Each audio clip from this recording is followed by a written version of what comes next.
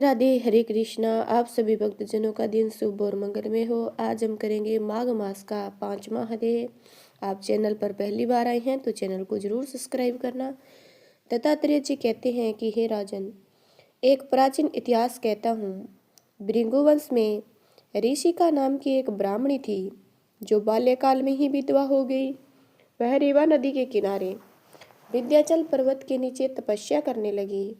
वह जितेंद्रिय, सत्यवक्ता, सुशील, दानशीलता तथा तप करके देह को सुखाने वाली थी। वह अग्नि में आहुति देकर उच्च वृत्ति द्वारा छठे काल में भोजन करती थी। वह वकल धारण करती थी, संतोष से अपना जीवन व्यतीत करती थी। उसने रेवा और कपिल नदी के संगम में 60 वर्ष तक माघ स्नान किया और फिर वहीं पर मृत्यु को प्राप्त होगी।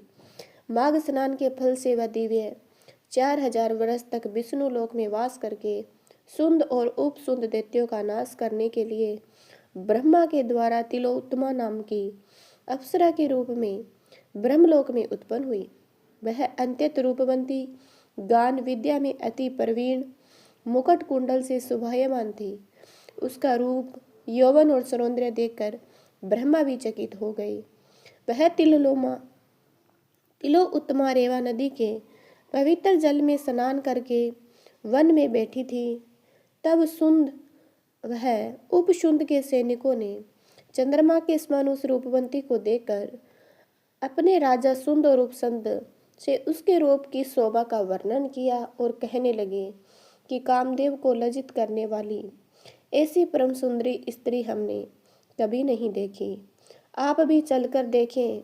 तब वह दोनों मंदिरा के पात्र रखकर वहां पर आए जहां पर वह सुंदरी बैठी हुई थी, और मंदिरा के पान विहल होकर काम क्रीड़ा से पीड़ित हुए और दोनों ही आपस में उस स्त्री रत्न को प्राप्त करने के लिए विवाद ग्रस्त हुए और फिर आपस में युद्ध करते हुए वहीं पर समाप्त हो गए। उन दोनों का मरा हुआ देखकर उनके सैनिकों ने बड़ा कोलाहल मचाया और तब तिलोत्तमा कालरात्रि के समान उनको पर्वत से गिराती हुई 10 दिशाओं को प्रकाशमान करती हुई आकाश में चली गई और देव कार्य सिद्ध करके ब्रह्मा के सामने आई। तो ब्रह्मा जी ने प्रसन्नता से कहा कि हे चंद्रवती, मैंने तुमको सूर्य के रथ पर स्थान दिया। जब तक आकाश में सूर्य स्थित है, नाना प्रकार के भोगों को भोगो। सो हे राजन, वह ब्राह्मणी अब भी सूर्य के रथ पर माघ मास स्नान के उत्तम भोगों को भोग रही है। इसलिए श्रद्धावान पुरुषों को उत्तम गति पाने के लिए यत्न के साथ माघ मास में विधि पूर्वक स्नान करना चाहिए।